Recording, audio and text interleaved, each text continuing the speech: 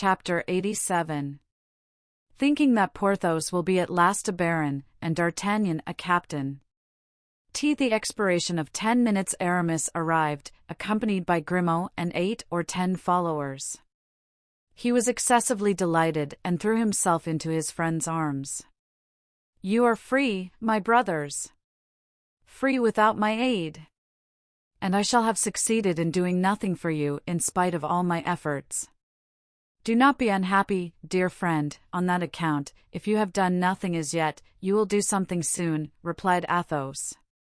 "I had well concerted my plans," pursued Aramis. "The coadjutor gave me 60 men, 20 guard the walls of the park, 20 the road from Rouen to Saint-Germain, 20 are dispersed in the woods. Thus I was able, thanks to the strategic disposition of my forces, to intercept 2 couriers from Mazarin to the Queen." Mazarin listened intently. "But," said D'Artagnan, "I trust that you honorably sent them back to Monsieur le Cardinal." "Ah, yes," said Aramis, "toward him I should be very likely to practice such delicacy of sentiment. In one of the dispatches the cardinal declares to the Queen that the treasury is empty and that Her Majesty has no more money. In the other he announces that he is about to transport his prisoners to Melun, since Rouen seemed to him not sufficiently secure. You can understand, dear friend, with what hope I was inspired by that last letter. I placed myself in ambuscade with my 60 men, I encircled the castle, the riding horses I entrusted to Grimaud, and I awaited your coming out, which I did not expect till tomorrow, and I didn't hope to free you without a skirmish. You are free tonight, without fighting, so much the better. How did you manage to escape that scoundrel Mazarin? You must have much reason to complain of him." "Not very much," said D'Artagnan. "Really? I might even say that we have some reason to praise him." "Impossible." "Yes, really, it is owing to him that we are free." "Owing to him?" "Yes, he had us conducted into the orangery by Monsieur Bernouin, his valet de chambre, and from there we followed him to visit the Comte de la Fère. Then he offered us our liberty, and we accepted it. He even went so far as to show us the way out. He led us to the park wall, which we climbed over without accident, and then we fell in with Grimaud." "Well," exclaimed Aramis, "this will reconcile me to him, but I wish he were here that I might tell him that I did not believe him capable of so noble an act." "My lord," said D'Artagnan, no longer able to contain himself, "allow me to introduce to you the Chevalier d'Herblay, who wishes, as you may have heard, to offer his congratulations to your eminence." And he retired, discovering Mazarin, who was in great confusion, to the astonished gaze of Aramis. "Ho! Ho!" exclaimed the latter, "the cardinal! A glorious prize! Halloo! Halloo! Friends! To horse! To horse!" Several horsemen ran quickly to him. "Zounds!" cried Aramis, "I may have done some good, so, my lord, deign to receive my most respectful homage. I will lay a wager that 'twas that Saint Christopher, Porthos, who performed this feat. Apropos! I forgot," and he gave some orders in a low voice to one of the horsemen. "I think it will be wise to set off," said D'Artagnan. "Yes, but I am expecting someone, a friend of Athos." "A friend!" exclaimed the Count. "And here he comes, by Jupiter!" Galloping through the bushes. "The Count! The Count!" cried a young voice that made Athos start. "Raoul! Raoul!" he ejaculated. For one moment the young man forgot his habitual respect, he threw himself on his father's neck. "Look, my Lord Cardinal," said Aramis, "would it not have been a pity to have separated men who love each other as we love? Gentlemen," he continued, addressing the cavaliers, who became more and more numerous every instant, "gentlemen, encircle his eminence, that you may show him the greater honor. He will, indeed, give us the favor of his company. You will, I hope, be grateful for it. Porthos, do not lose sight of his eminence." Aramis then joined Athos and D'Artagnan, who were consulting together. Come, said D'Artagnan, after a conference of 5 minutes' duration, let us begin our journey. Where are we to go? Asked Porthos. To your house, dear Porthos, at Pierrefonds. Your fine chateau is worthy of affording its princely hospitality to his eminence. It is, likewise, well situated, neither too near Paris, nor too far from it. We can establish a communication between it and the capital with great facility. Come, my lord, you shall be treated like a prince, as you are. A fallen prince, exclaimed Mazarin, piteously. The chances of war, said Athos, are many, but be assured we shall take no improper advantage of them. No, but we shall make use of them, said D'Artagnan. The rest of the night was employed by these cavaliers in travelling with the wonderful rapidity of former days. Mazarin, still sombre and pensive, permitted himself to be dragged along in this way. It looked a race of phantoms. At dawn 12 leagues had been passed without drawing rein, half the escort were exhausted, and several horses fell down. Horses, nowadays, are not what they were formerly, observed Porthos. Everything degenerates. I have sent Grimaud to Dame Martin, said Aramis. He is to bring us 5 fresh horses, one for his eminence, 4 for us. We, at least, must keep close to Monseigneur. The rest of the start will rejoin us later. Once beyond Saint Denis, we shall have nothing to fear. Grimaud, in fact, brought back 5 horses. The nobleman to whom he applied, being a friend of Porthos, was very ready, not to sell them, as was proposed, but to lend them. 10 minutes later the escort stopped at Armenonville, but the 4 friends went on with well-sustained ardor, guarding Mazarin carefully. At noon they rode into the avenue of Pierrefonds. Ah, said Mousqueton, who had ridden by the side of D'Artagnan without speaking a word on the journey, you may think what you will, sir, but I can breathe now for the first time since my departure from Pierrefonds, and he put his horse to a gallop to announce to the other servants the arrival of Monsieur du Vallon and his friends. We are 4 of us, said D'Artagnan. We must relieve each other in mounting guard over my lord, and each of us must watch 3 hours at a time. Athos is going to examine the castle, which it will be necessary to render impregnable in case of siege. Porthos will see to the provisions and Aramis to the troops of the garrison. That is to say, Athos will be chief engineer, Porthos purveyor in general, and Aramis governor of the fortress.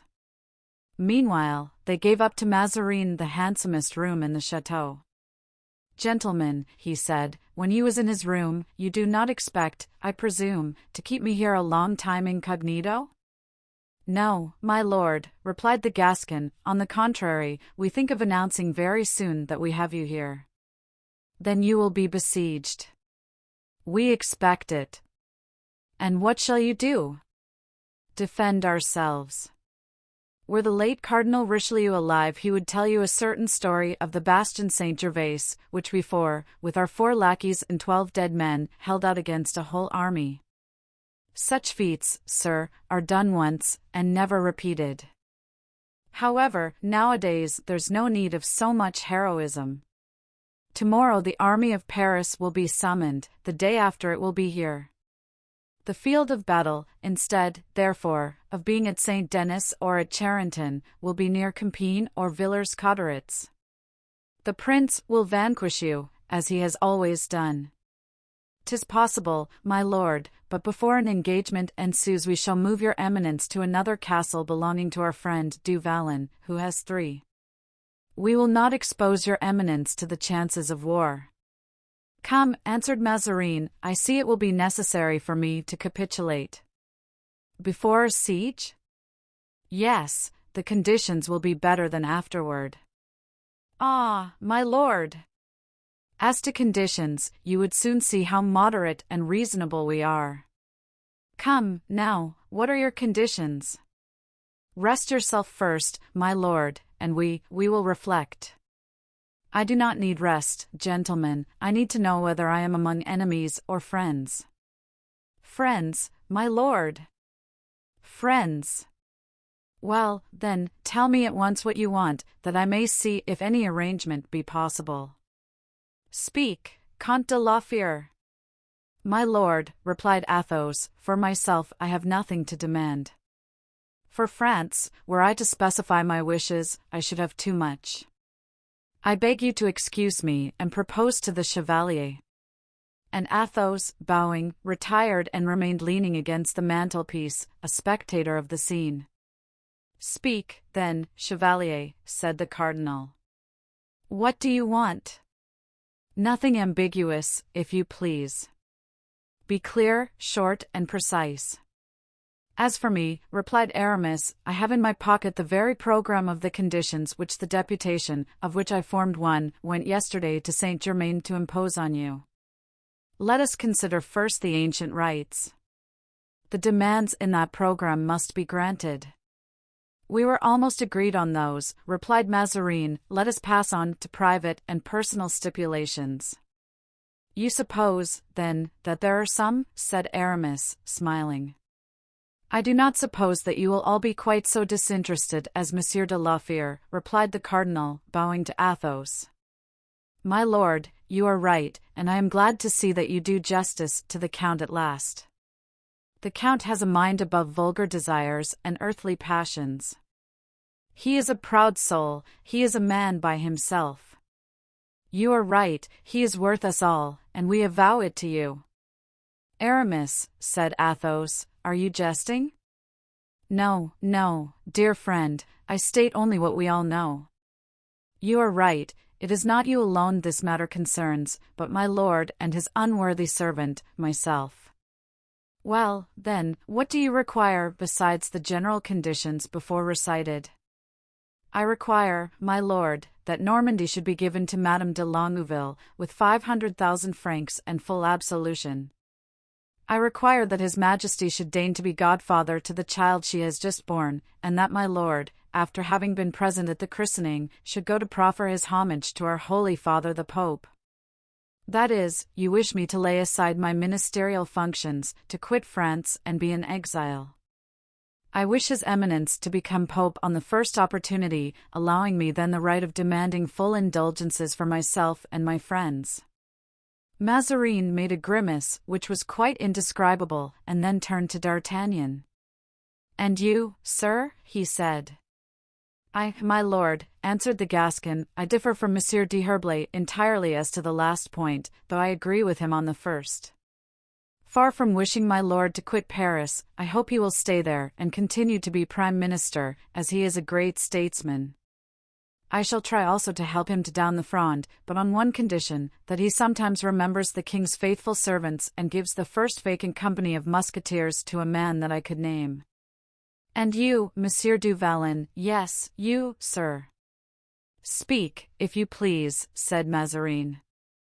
"As for me," answered Porthos, "I wish my Lord Cardinal, in order to do honor to my house, which gives him an asylum, would in remembrance of this adventure erect my estate into a barony, with a promise to confer that order on one of my particular friends, whenever His Majesty next creates peers. You know, sir, that before receiving the order one must submit proofs. My friends will submit them. Besides, should it be necessary, Monseigneur will show him how that formality may be avoided." Mazarin bit his lips, the blow was direct, and he replied rather dryly, "All this appears to me to be ill-conceived, disjointed, gentlemen, for if I satisfy some I shall displease others. If I stay in Paris I cannot go to Rome, if I became Pope I could not continue to be Prime Minister, and it is only by continuing Prime Minister that I can make Monsieur d'Artagnan a captain and Monsieur du Vallon a baron." "True," said Aramis, "so, as I am in a minority, I withdraw my proposition, so far as it relates to the voyage to Rome and Monseigneur's resignation." "I am to remain minister, then?" said Mazarin. "You remain minister, that is understood," said D'Artagnan. "France needs you." "And I desist from my pretensions," said Aramis.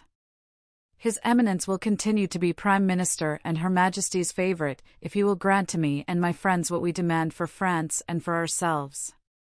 Occupy yourselves with your own affairs, gentlemen, and let France settle matters as she will with me," resumed Mazarin. "Ho! Ho!" replied Aramis. "The Frondeurs will have a treaty and your Eminence must sign it before us, promising at the same time to obtain the Queen's consent to it." "I can answer only for myself," said Mazarin. I cannot answer for the Queen. Suppose Her Majesty refuses?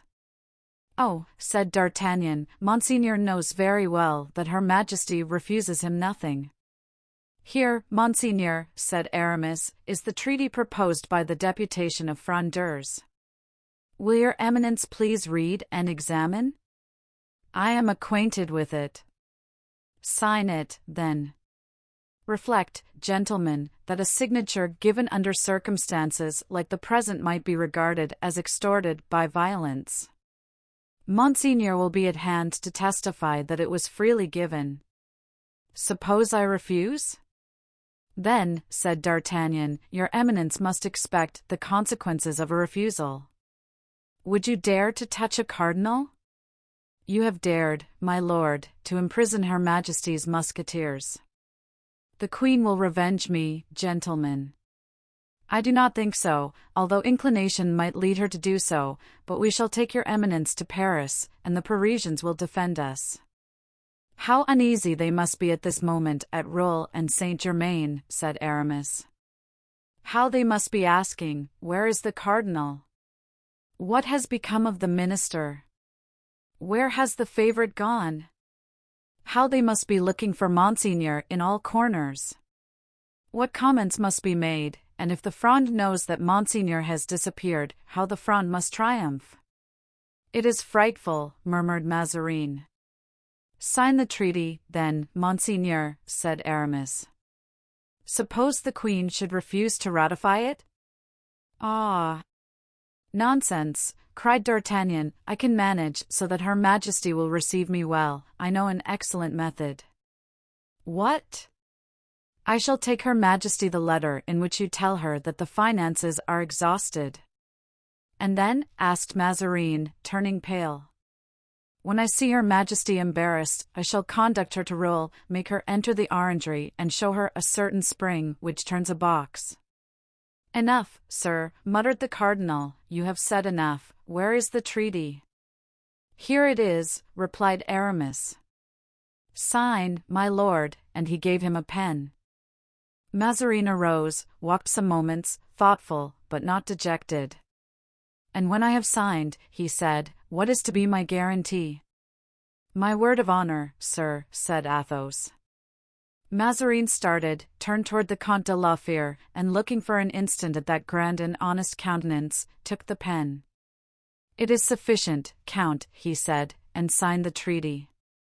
And now, Monsieur d'Artagnan, he said, prepare to set off for Saint-Germain and take a letter from me to the Queen.